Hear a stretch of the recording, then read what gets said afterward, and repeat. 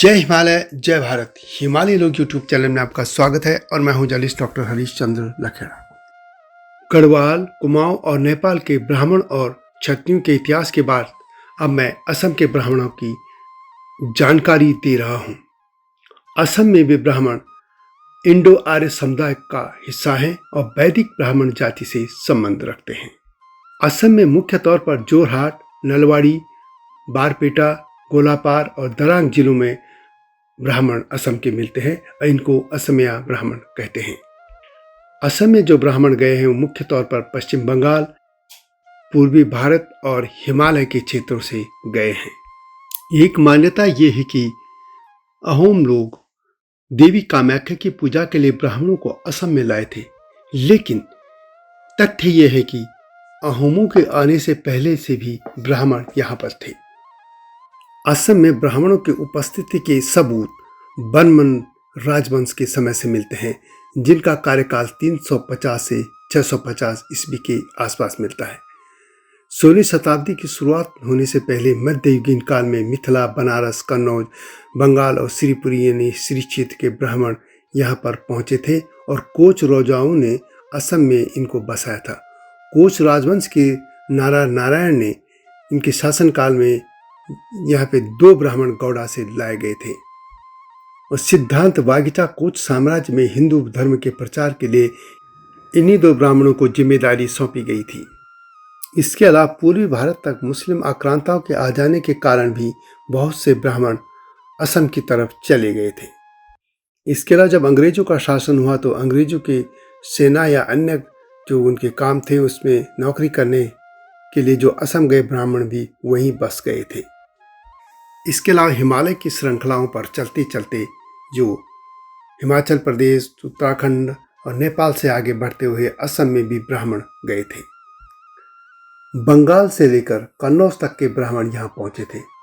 जैसे मैंने पहले भी कहा कि यह कहा जाता है कि अहोम लोग देवी कामाख्या की पूजा के लिए ब्राह्मणों को असम लाए थे, लेकिन यह भी तथ्य है कि असम में ब्राह्मण अहोमों के आने से पहले से थे, क्योंकि कोच राजाओं के शासनकाल में कामरूपी ब्राह्मण काफी समृद्ध थे। कहा जाता है कि अहोम राजवंश के राजा बामनी कोमर का जो लालन पोषण था वो एक ब्राह्मण परिवार में हुआ था और उस समय तक अहोम हिंदू राजा नहीं थे। ऐसे में अहोम राजाओं का किसी हिंदू ब्राह्मण को बुलाया जाना यह तर्कसंगत नहीं माना जाता है। सत्य यही है कि ब्राह्मण अहोमों के आने से पहले असम में जा चुके थे। असम के अधिकतर ब्राह्मण शक्ति के पूजक हैं, कामाख्या देवी के पूजक हैं, यानी शक्ति के पूजक हैं। इसलिए वहाँ के ब्राह्मणों में मांसाहार उसी तरह हो जाता है जिस तरह कश्मीर के ब्राह्मण या हिमाचल, उत्तराखंड के ब्राह्मण या मैथिल ब्राह्मण कर लेते हैं, क्योंकि वे वैष्णव धारा से नहीं जुड़े हैं। शैव और शक्ति के पूजक होने के कारण उनके लिए मांसाहारी भोजन त्याज्य नहीं है। असमिया ब्राह्मणों के जो उपनाम है या सरनेम है उनमें आचार्य बरुआ, भट्टाचार्य जी या गीन, गोस्वामी, घुष स्वामी, ठाकुर, बूर ठाकुर, शर्मा या शर्मा आदि हैं। इसी तरह चक्रवर्ती, मिश्रा, गोस्वामी, खोंड, कोटोकी, कताकी, पुजारी या पूजारी, फूकन, राजकुआ, सिद्धांत, सभा पंडित, श्रुतिकार, ठाकुर, पाठक, राजगुरु और तामुली, इस तरह के जो टाइटल मिलते हैं ये असम के ब्राह्मणों के हैं।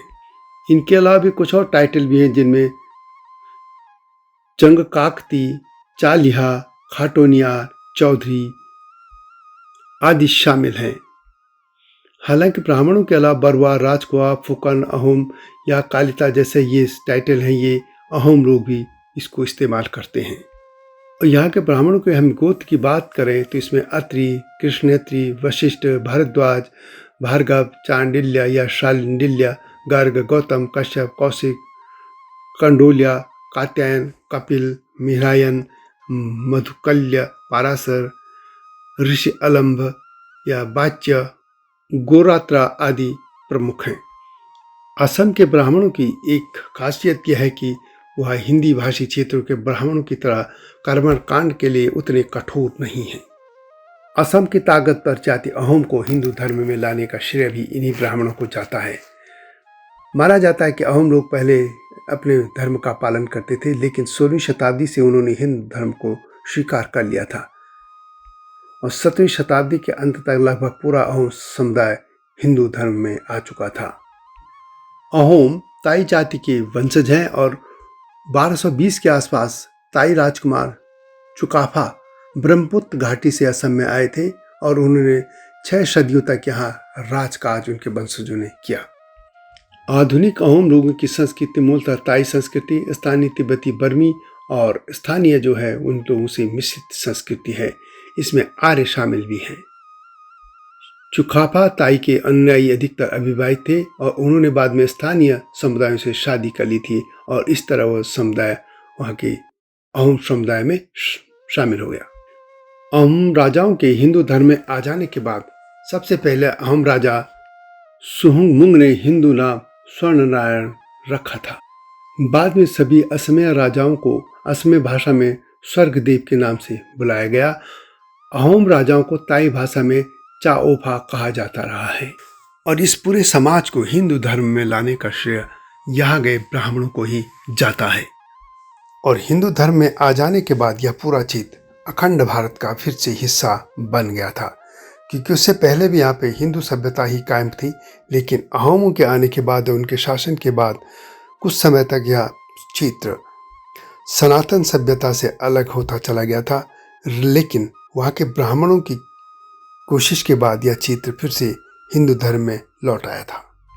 यह अलग बात है कि अब पूर्वोत्तर में ईसाई मिशनरियाँ बड़े तेजी से काम कर रही हैं और वहाँ के जो कई प्रदेश हैं जिसमें नागालैंड है, मिजोरम है, मेघालय है, ये सब ईसाई बहुल हो चुके हैं और अरुणाचल प्रदेश में भी आधी आबादी ईसाई बन चुकी है। यही हालत अन्य राज्यों की भी है। तो यह थी असम के ब्राह्मणों की गाथा। वीडियो कैसे लगी कमेंट में अवश्य लिखें। आपके पास भी जानकारी है तो कमेंट में अवश्य लिखिएगा। पूर्वोत्तर की नई गाथा के साथ शीघ्र आपके सामने आऊँगा। तब तक जय हिमालय, जय भारत। हिमालय पे पेड़ हो तो गीत गाएंगी नदियाँ, गीत गाएंगी नदियाँ। पेड़ों पे चिड़िया है तो गीत गाएंगी नदियाँ। पेड़ों पे चिड़िया है तो गीत गाएंगी नदियाँ। माँ की लोरी जैसे होते हैं नदियों के गीत।